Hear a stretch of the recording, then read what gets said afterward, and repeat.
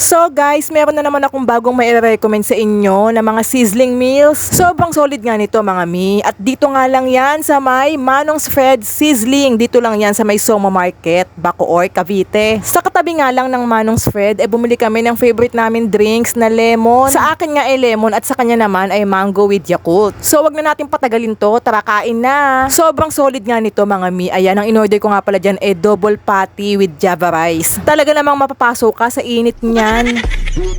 Pero napakasarap naman yung patty na yan mga mi, at ang kapal pa, hindi ka na talaga lugi. Panalo ka na dito kasi bukod sa masarap yung patty ang kapal pa, tignan nyo naman. At yung sa asawa ko naman dinakdakan sisig, ay syempre masarap din siya mga mi. Eto ang lemon na binili namin, panalo din. Sa asawa ko naman ang mango with Yakult, ayan tinikman ko nga siya at in fairness, ang sarap niya mga mi. Pagkatapos nga namin kumain, naglakad-lakad muna kami. At dito nga namin nakita si Coach Mav dyan sa may basketball area. Dyan pa din yan sa may Soma Market. Kaya naman yung asawa ko, nagpa-picture ka agad sa kanya. At syempre after dyan, pumunta rin kami kay Diwata ng South. Naabutan nga namin na ini-interview siya ng isang vlogger din. Nag-hi nga ako sa kanya dyan at wag ka, kinawayan niya din ako. O, diba? Nakakakilig. Ang ganda naman kasi niya talaga mga mi.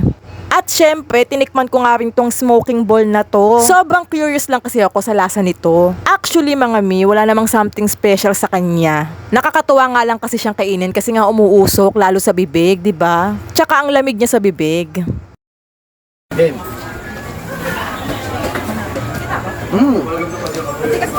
Tigas pala nito.